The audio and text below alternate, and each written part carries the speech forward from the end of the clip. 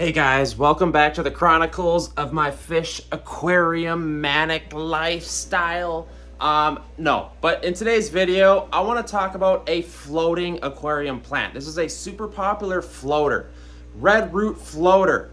We're going to talk about how to take care of it. This plant has been an obstacle for me. I'm going to be completely honest with this one. If you guys search on YouTube, I have a video on pretty much every floater in the entire aquarium hobby. I want to give a little caveat with this plant because it is not as easy as a lot of people make it seem, and I want to give you my tips and tricks after probably 1 year's worth of just testing and trialing, because this plant kept dying and dying. Let's get into it. All right, so let's go find these red root floaters and talk about how to take care of them. Okay, so here is the testing site. This is a 10-gallon aquarium, and we've been testing red root floaters in this aquarium for, like I said, like 12 months, and we have finally mastered it. So this is what red root floaters, that's really hard to say, this is what they look like. So this is a really cool plant because they almost like grow on top of the water and they grow up. It's really crazy. If you look at a lot of the other floating plants in my aquariums, they're just not as cool. It's almost like the red root floaters are like recessed. Like, check this out. You just take a glance at it and it almost looks like elevation or something really cool.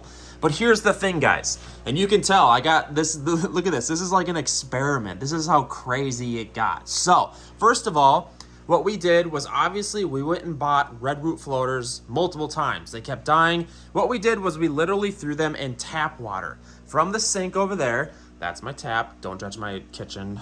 It's a mess. Anyways, our tap water, it kept dying. And that's because our water was too hard. Out of the tap, our water is anywhere between like 6 to 7, even 800 TDS, which is essentially liquid rock. African cichlids love our water, the plants love our water, but I gotta say, the red root floaters did not. I'd like to politely interrupt this video to give a shout out to my new merchandise. This is what it looks like, Palmer Aquatics.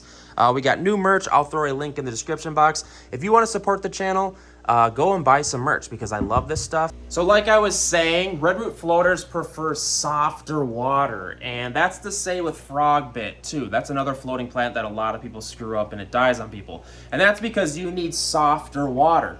And you might ask yourself, well, Chris, I don't want to mess around with this, but honestly, you're gonna have to, because this plant, chances are it's gonna die on you, and I know this because I've talked to a lot of people. A lot of people come in here to buy plants. They're like, we want to buy this stuff, and I'm like, it doesn't do well in the water over here, around here. And what you need to do, cutting to the chase here, what you have to do is you have to mix water with RO water. That's what we did. So get yourself some RO water.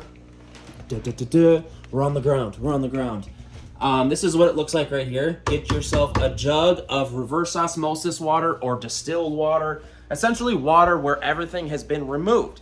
That's going to be the secret sauce to taking care of red root floaters. Look at these. They just look so freaking cool. You can just tell they have like little antennas, like air. These things right here. They're just super, super cool. I love them. So, the top 3 tips I would give you: soft water. Maybe do like a 50-50 mix with reverse osmosis or distilled. And then also get yourself good lighting. This plant is called red root floaters because it's supposed to be like a red coloration. Here, let me flip the cam. Yes, this stuff is called red root floaters because it gets a red coloration. And you can tell mine is getting a tiny bit of that, but not that much. And that's because of lighting. The more lighting you give this plant, the redder it will get. This is a greener version. It's a lot like houseplants. Like, a lot of houseplants will start to turn red and show you that they're loving life with more lighting. That's the same with this plant. A lot of plants do that. That's why a lot of aquarium plants with reds in them are higher lighting plants. So get yourself a higher powered light. The reason that this was built is because I had to lower the light closer to the plant because all the plants were dying. So what I did was I just literally lowered it, and now this looks ugly, but it is what it is. See, like we have just like little experiments. This light is on a piece of glass or polycarbonate, and yeah, long story short, we had to lower the light because this stuff needs a lot of light. So number one, you need softer water. Number two, you need decent lighting. Get yourself a decent aquarium light. Get on Amazon and spend like $30 to $40 on a decent light because they'll have the color spectrum, the red, the blues. Also, the lighting spectrum, the color spectrum, get a 6500K if you want to like geek out. Chances are though, you won't even have to, just search for an aquarium plant light and get a decent quality one. Haiger makes some decent ones. Here's a Haiger one over here. This isn't going to be a sales gimmick for Haiger, but their new style light are really nice, and their metal casing, I really love them. Guys, and the third variable is going to be water current. As you can see, this the sponge filter is actually even turned off in this tank. We've been having issues with it, but here's the thing: the floating plants absolutely love close to zero water current. Showing you these tanks up here. These are water lettuce. These are water lettuce tanks that we sell. This one's kind of cleaned out. We do sell a decent amount of water lettuce, and this stuff loves close to no water current. That's huge when it comes to floating plants, guys. So without further ado, hopefully this video helped you learn how to take care of red root floaters. I'm just giving you like the reality of what it took for me to master this.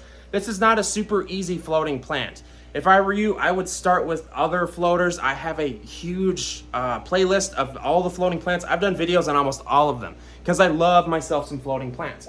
They're amazing. They're super easy, and they help with water changes. Guys, hit up the comment section. Let me know what you're thinking. Your experience. Are you thinking about getting this? Is yours dying?